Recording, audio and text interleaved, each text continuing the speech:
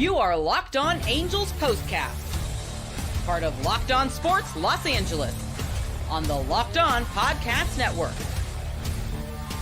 Your team every day.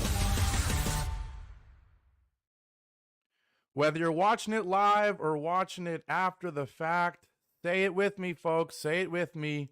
Home field disadvantage. It's getting unbelievable at this point. The Angels get swept at home. The Angels fall to 6-19. 6-19 at home, thanks to a 5-4 defeat to the Cleveland Guardians to fall to 20-33 overall. Once again, if you somehow don't know by now, the Angels a 500 record on the road, but they are 13 games under 500 at home, and they are in 5th in the AL West. On today's show of the Locked On Angels Postcast, once again, hello, Halo Nation, hello, Halo Hopefuls, and welcome to another edition of the Locked On Angels Postcast, coming at you live on the Locked On Los Angeles YouTube channel, or after the fact, both on the channel or wherever you get your podcasts on the Locked On Angels podcast feed. I will say once again, hello everybody, my name is Gavin Carlson. I am your host as always on this postcast. If you don't know who I am, I've been a credentialed journalist in the Los Angeles area for 4 years now, specifically covering UCLA sports with the Daily Bruin, UCLA football, men's and women's basketball primarily. I've talked to Chip Kelly, Deshaun Foster, DTR, Ethan Garbers, Jaime Jaquez, whoever you want to name. I've interviewed them. I've written articles. I'm a credentialed journalist. But, of course, I am also the postcast host right here on the Locked On Los Angeles YouTube channel for the Angels. And, man, this is my 5th postcast. I think the Angels have lost 4 of the 5 games I've done. I think that's right. They're 0-3. Yes, it is right, because they get swept. They go to 0-3 at home in this homestand against the Guardians, and they were 1-1 in the 2 Astros games I did postcasts for. Shout out to anybody who's watching live. Shout out to anybody who's watching after the fact. I said it yesterday. I'll say it again today. The support has been amazing so far. 2 videos ago on Friday, a lot of people watched and listened. Yesterday, we had a lot of nice comments, so please, if you're here live, leave those comments. I will pop them up on the screen and shout you out. On today's show, we will discuss several things. The Angels, of course, falling short of a comeback. Why the Angels needed to come back was because of a really poor outing from the Angels pitching staff overall. You know, maybe 5 runs is not that bad, but I think 5 runs is quite a generous result. You know, I want to be a process-based person. Shout out to Daniel popping in here. I'll throw that on there right now. Shout out to Daniel. He's always here. Happy Sunday. Not really. But as I was saying, 5 runs might be generous because Detmers was not good. He got out of a couple jams, maybe got a little lucky. The bullpen, specifically Adam Simber, not good. Didn't really get out of any jams. But we will discuss the pitching performance, the Angels falling behind. We will discuss their attempt to come back. The hitting was not really there outside of a few hits out of nowhere. A nice 8th inning. Matt Tice with a home run in the 5th out of nowhere. But really just, I think 5-4 is really generous, to be honest. So we will discuss the hitting performance, of course. And then we will kind of look forward a little bit, because what now? You're 6-19 at home. You get the day off tomorrow, but then you've got the Yankees, who are red hot. And I think everyone's predicting a home run derby in Angel Stadium. It's been a home run derby in Angel Stadium. So we will jump into all of that. No title sponsor today, so we just go straight into the first segment, where I'm going to discuss the pitching performance from the Angels. And like I said, I think 5 runs is really generous, because the Angels walked 7 guys. They hit batters. Only 3 earned runs technically for Detmers. The stat line reads 5 innings pitched, only 4 hits. 3 runs all earned, but 4 walks. He did have 8 strikeouts, but guess what? The wise man once told me, I don't remember who the wise man was, but he once told me, you don't get rewarded for strikeouts, but you do get penalized for walks. And that's how this one felt. And honestly, could have been even worse. Then Adam Simber comes in, and look at that stat line. 1/3 of an inning pitched, just 1 hit. Just 1 hit, right? Shouldn't be bad. Well, no, you got 2 more walks. You loaded the bases. You gave up a RBI or a couple RBIs, and you get 2 earned runs in your starts. Matt Moore was solid. He had a walk as well, just 2/3 of an inning. And Contreras, he was very solid, honestly. 2 strikeouts, looked like the most consistent pitcher. just his second appearance for the Angels. Finally, Carson Fulmer came out and got bailed out a little bit by an amazing play by Joe Adell in right field, leaping up and robbing a home run. They were reviewing it for a second. It looked like they were going to take it away. Angels have been screwed over by the umps a little bit in this series. We know what happened yesterday. Jose Ramirez should have been called strike 3 on a check swing. That was not a check swing. Not only does a run end up scoring on that pitch thanks to a wild pitch on it, but then he hits a two-run home run later in the at-bat. But in this one, it's amazing how I think we kind of saw, obviously, 3 different starting pitchers for the Angels, but 3 very different starts in terms of the approach. We know Patrick Sandoval. I ripped into him on Friday. It wasn't just the fact that he gave up a ton of runs. It was the mood from him, just looking grumpy as always, being a hothead. It was the inability to locate anything. Yesterday, we had Soriano, who we know has been, outside of Tyler Anderson, one of the best pitchers for the Angels, probably the second best pitcher for the Angels. And sure, he had a disastrous inning in that third, gave up 4 runs. I just said that 2 of them, really 3 of them, should not have counted. But the resilience, he responded to that. And more so than the resilience, he executed the game plan. We talked about Ron Washington saying coming into that game, look, Soriano, he's just got to throw strikes. He's got electric stuff. He's got a sinker that's really hard to, sure, you're going to make contact, but you're not going to square it up. And you just got to throw strikes. And he did that for the most part, so you can't be mad at him. Now, for Detmers, same thing to some degree. We know he's got electric stuff. We know he's got a great fastball in terms of velocity. You got to throw more strikes. I think at one point, he had, of his first 50 pitches, 20 of them were balls. In the first 9 hitters, even though he goes through the first 2 innings and does not allow a run, in the first 2 innings, or in the first 9 batters, 4 of them go to 3-ball counts. I think at one point it was 6 of like the first 15 or something, 3-ball counts. Making it really hard on yourself when every single time you face somebody, you go to 3 balls. And I'm not saying that you can't pitch around some guys. Coming into this game, we'll talk about my prize pick slip later. I was expecting a poor performance from Jose Ramirez because I expected the Angels to be careful with him. And we saw that in the first inning. When Jose Ramirez comes up, Detmers was pitching around him. He throws a first pitch curveball. Then he gets 2 strikes on 2 foul balls on a fastball and a slider. Then he throws 2 off-speed pitches, a changeup and a slider, way in the dirt. And then he strikes him out with a slider, luckily, and it was a really, really, really, really bad pitch. He tried to, I guess, get a backdoor slider. I don't really know. And ended up way in the zone. They were saying on the broadcast that Ramirez clearly saw the spin, clearly saw it was a slider, thought it was a hanging slider, but it never broke. And luckily for Detmers, it ends up in a strikeout against Jose Ramirez, who came into this one leading all of Major League Baseball in RBIs. I think they said he had 27 RBIs at one point, or in this month alone. But they struck him out there, and then he gets Josh Naylor to fly out in the first inning because Josh Naylor can't hit anything right now. He was kind of a rally killer for the Guardians. A large reason why they only scored 5 runs and didn't score 15 runs. But even though, like I said, Detmers not good in terms of throwing strikes, did not get ahead of counts, which is what we want to see from the Angels. It's what Ron Washington promised, and that's I'm not a results-driven analyzer, or analyst.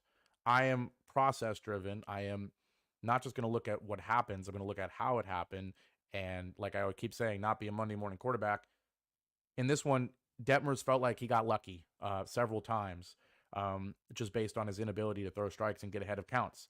And so, sure, it's great that after all of that, the journey that he has, he only gives up 2 runs in 5 innings. But I don't leave the start saying, ooh, Detmers is back. I don't. He now falls to 3-5 with a 5.76 ERA, which is not great, of course. But like I said, the main thing, inability to get ahead in counts and maybe getting lucky. We'll talk about the 3rd inning where he did give up those runs. And ironically, in the 3rd inning, all of the runs in that game yesterday were in the 3rd inning, and things get started in the 3rd once again. And that's kind of what happens, right? When you're a pitcher that's getting kind of lucky, not really pitching well and just getting by. It takes about a couple innings for the baseball gods to finally say, all right, that's enough. Let's get some runs on the board. And that's what happened. Even though he gets a leadoff ground out from Tyler Freeman, he hits Jimenez. And we talked about it yesterday with Soriano. Whether it's a leadoff walk or a 1-out walk, in this case, a 1-out hit by pitch, it just feels like, once you do that, you're asking for trouble and you almost deserve to struggle. So then he walks Jose Ramirez. We talked about him pitching around him in the first inning and it working out. In this one, just a great at bat from Jose Ramirez, to be honest. 8 pitches. That 8th pitch, finally a slider that wasn't close. And once again, he tried to do a backdoor slider, I guess. Completely did not have any spin on it. The slider was not working for him 2 nights. It ended up costing him later in this inning, costing him. But he walks Jose Ramirez. So now there's 2 runners on. Strikes out Josh Naylor, who once again, I think they said at one point was 4 of 37, or 4 of his last 37 at bats. So you strike him out. Maybe you get, the rally over, or you kill the rally a little bit, but then a double steal. They said Detmers had already given up 9 stolen bases coming into this one. He gives up a double steal there. And then now with some pressure on, he walks David Fry to load the bases. So then look, in that inning, you've got a hit by pitch and 2 walks, and you're never, I don't care who you are, most of the time you're not getting away with that. And if you do, you're lucky, but he did not. Instead, Rodriguez, he gets a hanging curveball that's kind of a lucky called strike, and then Detmers basically hangs a slider, and Rodriguez kills it. 106.9 exit velo, and he hits in 2 runners for the Guardians. Very fortunate that that's all the Guardians got. Strike out Gabriel Arias in the next at bat, and like I said, you very easily could have given up more runs. Kind of in the previous outings we've seen with Sandoval and Soriano, there was that second big hit that made a 2-run inning turn into a 4-run inning. This time we didn't have a wild pitch, which we had in the last 2 innings to kind of lead that second rally. But nonetheless, those 2 runs immediately put the Angels behind. And they get a response in the 5th inning, which we will talk about after we take our first break. A really poor outing, not really poor, but in terms of the process, kind of a poor outing from Detmers. Statistically, looks a lot more friendly than it should have been. After we take our first quick break here on the Locked On Angels Postcast, we will talk about what happened in innings 5 through 9, because that's when the Angels looked like they were going to make a comeback and then fell short because of more struggles walking batters for the Cleveland Guardians. Once again, the Angels fall to 6-19 at home. Home field disadvantage. I might need to make a t-shirt that says it. Home field disadvantage. Angels now 20-33, 5th in the AL West after a 5-4 defeat to the Cleveland Guardians to get swept at home by the Cleveland Guardians. You're listening to the Locked On Angels Postcast, coming at you live from the Locked On Los Angeles YouTube channel. I'm going to take a quick break, but when we get back, we'll discuss the remainder of this one and also look forward to any opportunity for the Angels to turn things around. I don't really know. Locked On Angels Postcast here live on the Locked On Los Angeles YouTube channel. We're going to take a quick break. Today's show is brought to you by Policygenius. Now, look, I'm 22 years old. I've hopefully got a lot of life left to live, knock on wood, but that doesn't mean I haven't thought about life insurance. And, life insurance is such an important safety net for your family, but trying to find the right policy on your own can be time-consuming and overwhelming. I've certainly heard that from my parents, from other relatives, even though maybe I haven't looked at it super closely. And that's why you should use Policygenius, the country's leading online insurance marketplace.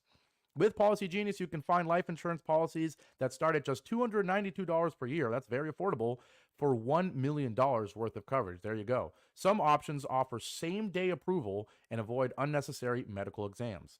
With Policygenius, you can talk to a team of award-winning agents who will walk you through the process step by step. You can also easily compare quotes from America's top insurers in just a few clicks to find your lowest price. And most importantly to me and to most people, Policygenius gives you unbiased advice from a licensed expert support team because they have zero incentive to recommend one insurer over another. That is so huge. So, check life insurance off your to-do list in no time with Policygenius. Head to policygenius.com/LockedOnMLB or click the link in the description to get your free life insurance quotes and see how much you can save. That's policygenius.com/LockedOnMLB. Today's show is also brought to you by Yahoo Finance. Now look, when it comes to your financial future, you think you've done it all. You've saved, you've researched, you've invested all that you can. You might have even invested in life insurance like I just talked about. But now you need to take those investments to the next level by using what every great financial user uses, Yahoo Finance. Now, I'm a busy econ major at UCLA. I don't think I've said that yet. I've said that I go to UCLA, but I don't think I've said I'm a biz econ major. And we've certainly talked about Yahoo Finance in my classes. They are the #1 finance destination, producing a holistic look at the financial news cycle, including breaking news, original editorial perspectives, analyst ratings, independent research, customizable charts, and so much more. Securely link your brokerage accounts for a unified view of your wealth, including 401k and other investments. A comprehensive perspective is what sets apart great investors, and it's how Yahoo Finance ensures you have the insight to look at your wealth in its entirety. For comprehensive financial news and analysis, visit the brand behind every great investor, yahoofinance.com, the #1 finance destination, yahoofinance.com. One more time, shout out to the sponsor. That's yahoofinance.com.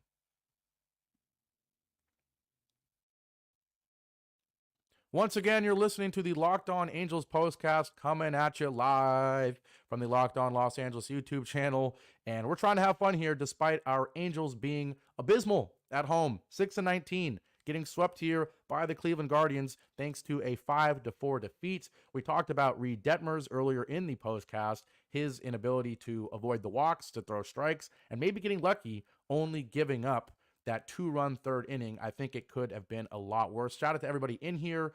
Please leave comments. Let me know what you thought about this one if you watched, and if you didn't, maybe lucky you, unfortunately. The Angels did come back in this one for a little bit out of nowhere. Because let's be honest, in addition to Detmers not looking great, the Angels lineup was probably even worse.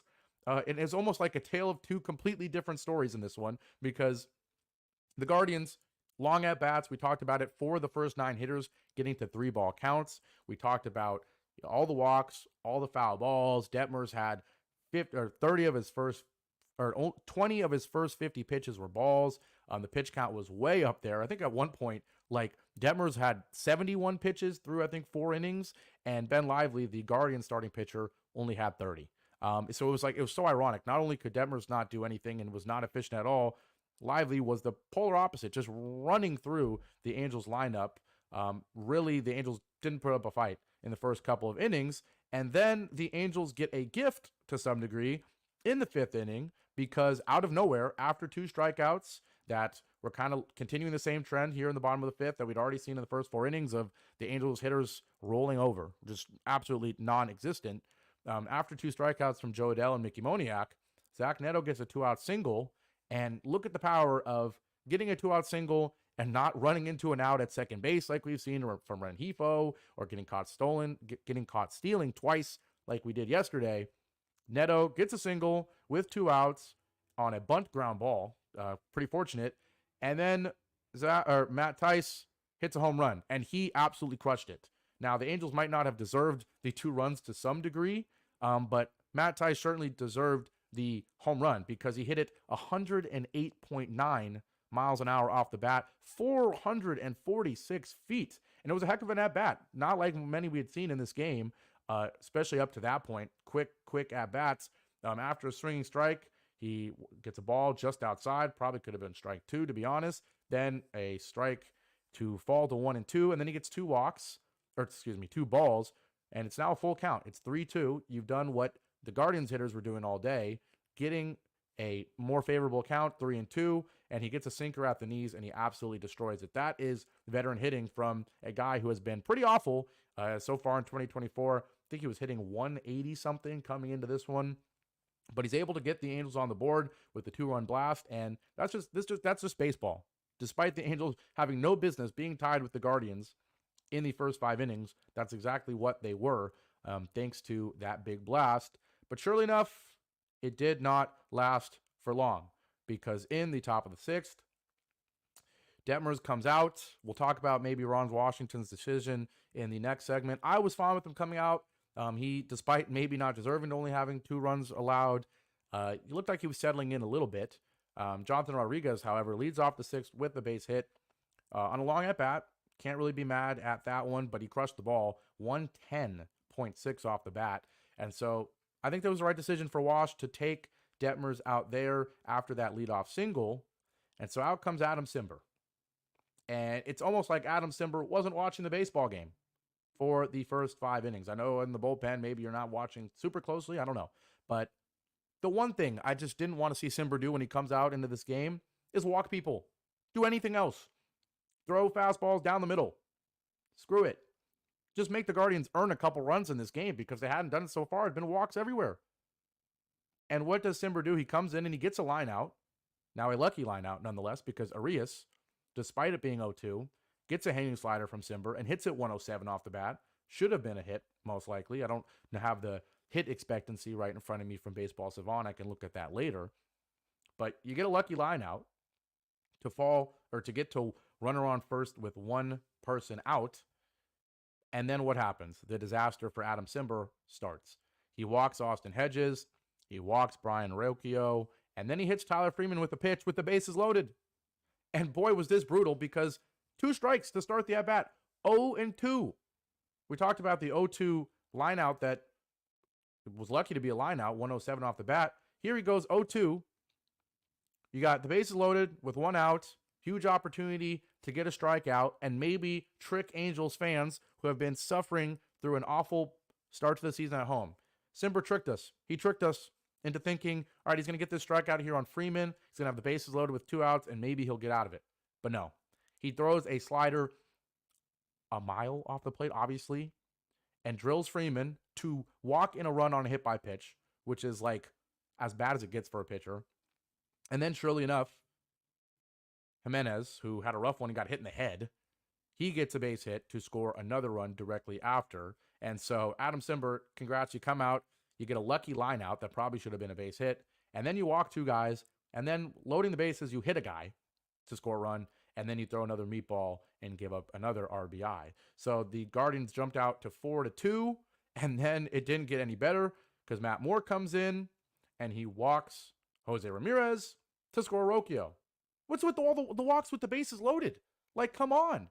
I know Jose Ramirez has been on fire, but 4 pitches, and you walk him. You didn't even make him think about having to play this game. He just sat there and just put the bat on his shoulder and got a run scored. So the walks killed the Angels in this one. The Angels fall behind 5-2. And that was in my opinion, that was all she wrote. Just because the Angels did not show anything to give you confidence that they were going to score the 3 runs needed to tie this game, even though they had 2 runs. We already talked about it, how fortunate those runs were. So I was not confident. Luckily, Matt Moore gets out of it from there with 2 strikeouts, but then right away, the Angels roll over in the bottom of the 6th and don't do anything. And something else that kind of annoyed me in this one, as I adjust my seat a little bit, was that the Angels, whenever there was a big inning for the Guardians, the Angels came out and, like, on the first pitch, they swung and got out. Like, give the people some time to have hope, to calm down a little bit. You just watched your pitcher get shelled. Come out, take a couple pitches. But not only after the 3rd inning, right here in the bottom of the 6th after that disastrous inning, Rengifo flies out on the first pitch. I don't care if he thought it was a good pitch or not. Take a pitch. Calm down a little bit. You just gave up a bunch of runs on the other side of the inning. But no, Rengifo flies out in the first pitch, and then the Angels go 1-2-3. Taylor Ward, 3 pitches. He's out. Kevin Pillar, 3 pitches. He's out. A 7-pitch inning after you give up all those runs. So why is anyone going to have faith that this team is going to score? I certainly didn't. And surely enough, they did score eventually, thanks to a surprisingly poor performance from part of the Guardians bullpen. Talked about in the previous 2 podcasts. The Guardians came into this series with a 2.52 bullpen ERA, the best in Major League Baseball. Not sure what it is exactly coming into this game, but I think it got worse after this because in the bottom of the 8th, the Angels do show up, and they show up again despite 2 strikeouts to start the inning. So both times the Angels show up is when you least expect it, falling behind early with 2 outs.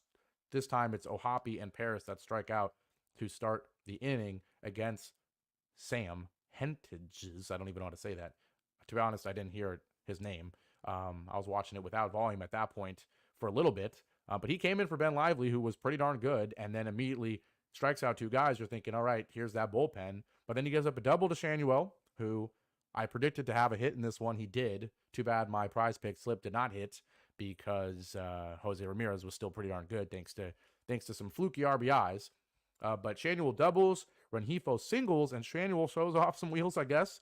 Gets in and scores. But then the rally continues. They change and they put in Scott Barlow to replace Sam. And then the rally continues. Taylor Ward with a base hit and Kevin Pillar with a base hit. This is scrappy hitting. This is what you wanted to see.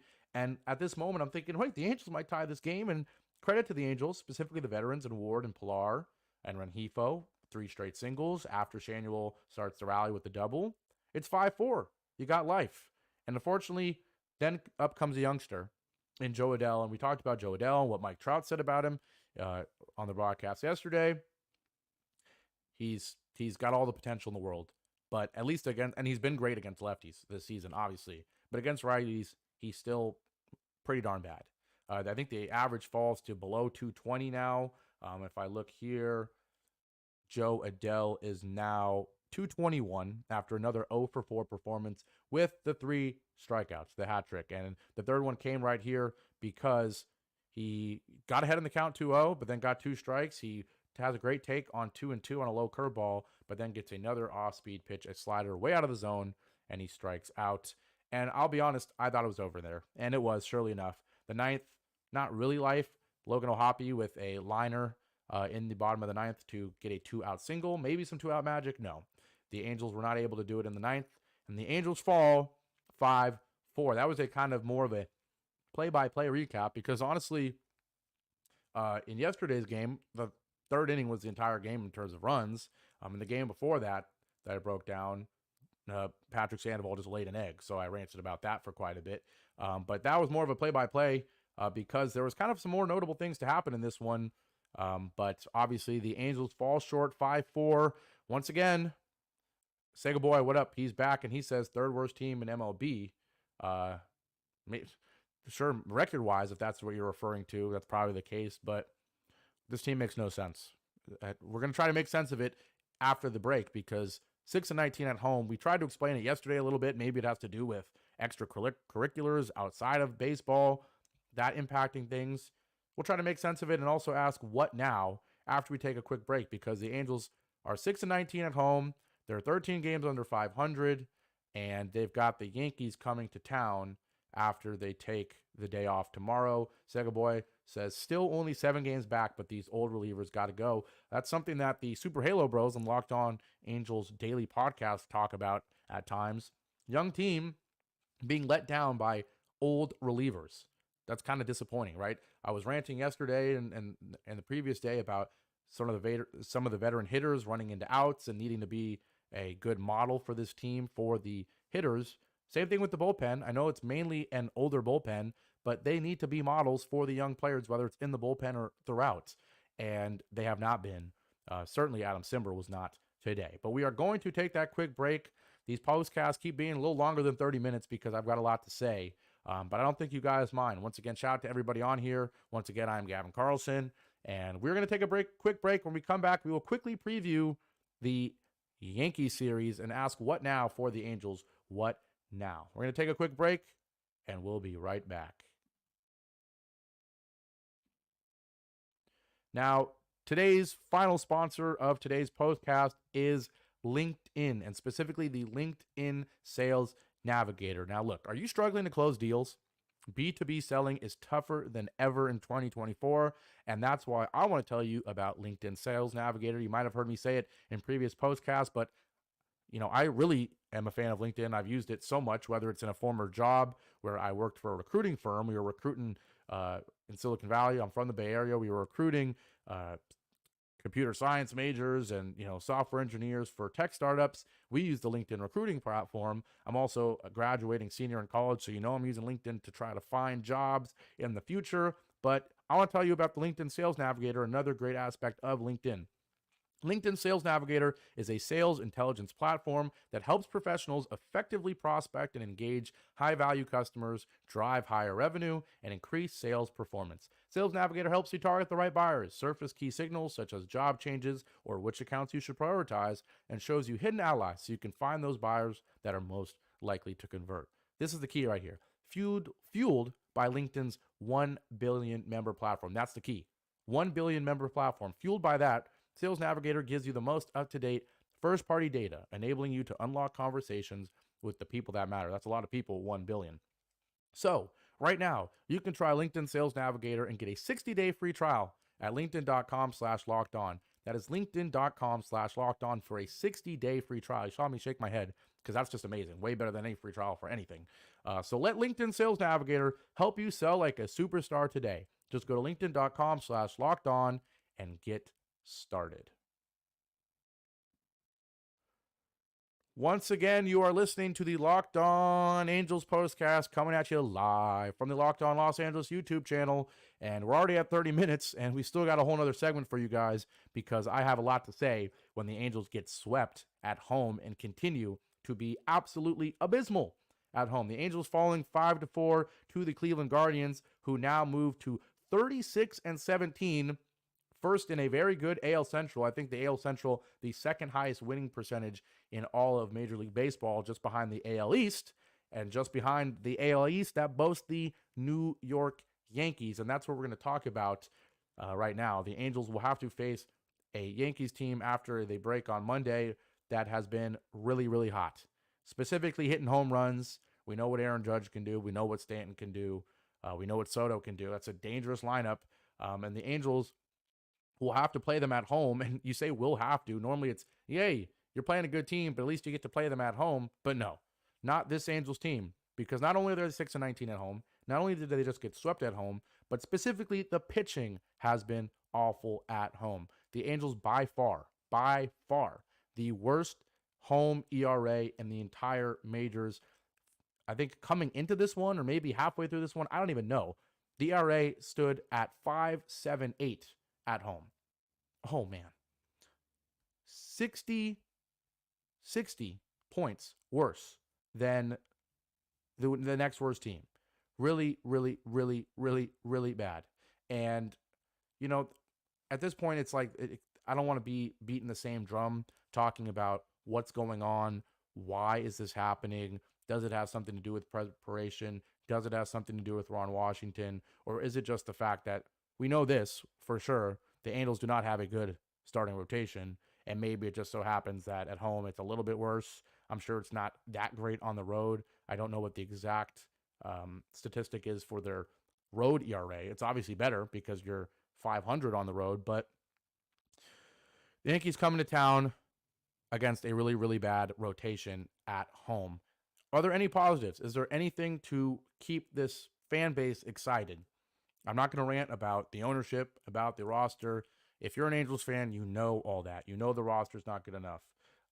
But with that being said, is it time, as I'm going to quickly plug in my charger here. I don't want the computer to die on you guys.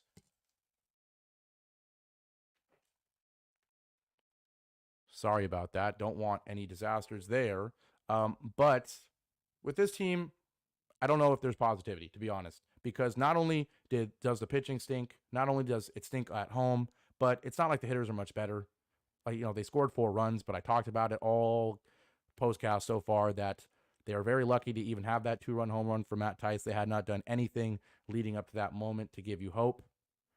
Just Ben Lively ramming through the lineup, strikes at will, no real life from the bats. And even though you have an 8th inning where you get 2 runs, I think most people never felt like this was going to be a game that the Angels were going to come back.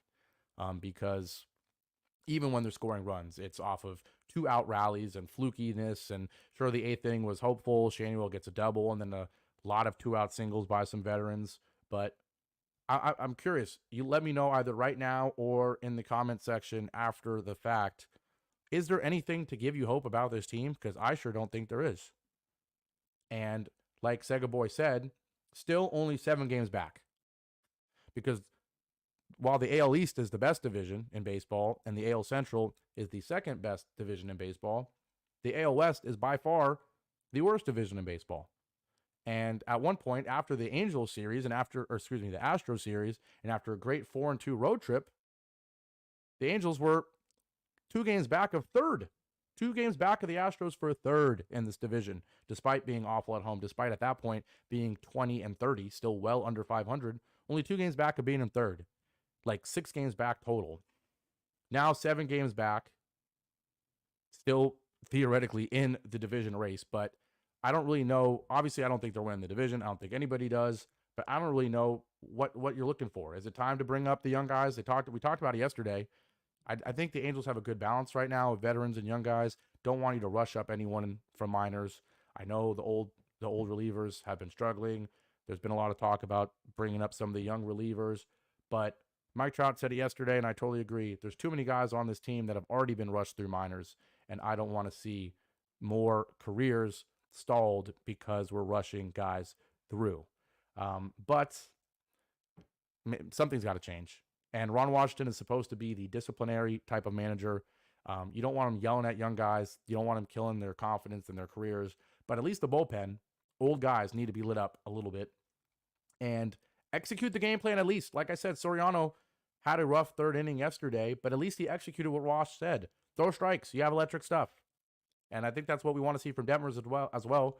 Throw strikes. You got nothing to lose. This team stinks. You got nothing to lose. This team stinks. You got nothing to lose. Throw strikes. But instead, Detmers walks about everybody. Simber comes in and walks literally everybody. And the Angels fall 5-4. Real quick, I'm going to let you know about my prize pick slip because I had Nolan Chanuel to get a hit in this one, and he did. Use Baseball Savant. I highly recommend if you like baseball at all, look at Baseball Savant. I also recommend if you like sports at all, which obviously you do, use Prize Picks to make things more fun. Look, they aren't even the sponsor of today's show, but I'm going to shout them out because they normally sponsor the show and because I love Prize Picks. But with all that being said, I didn't even finish the slip. The only reason I didn't win, and I now fall to 1-2 in Prize Pick slips on the postcast, is because I had Jose Ramirez to have a bad game. And he didn't have a great game. He didn't even get a hit, which is kind of what I predicted. But he gets walked twice, which is kind of what I predicted. But he gets an RBI, and he also scores a run. So I lose. I had him to have under 8.5 on the fantasy score. He did not do that. But with all that being said, that has been the latest edition, the 5th ever Locked On Angels Postcast. Thank you so much for tuning in live or after the fact. Like I said yesterday, the support on Friday's show was amazing. Just the numbers shocked me. And the support on yesterday's show live with comments was also amazing. So shout out to you if you are watching live right now. You're hearing my shout out right now. If you're watching or listening after the fact, shout out to you as well. Make sure you come by live. It's a lot more fun because we come directly after every Angels game. So live here on the Locked On Los Angeles YouTube channel, I am Gavin Carlson. This was the Locked On Angels Postcast. The Angels fall 5-4. The Angels swept at home. The Angels 6-19 at home. Thank goodness the Guardians are leaving. But wait, maybe not so much because the Yankees are coming to town. Once again, Locked On Angels Postcast. Shout out to everybody for listening. And I'll catch you after the next one like I always do. But for now, Halo Nation, so long.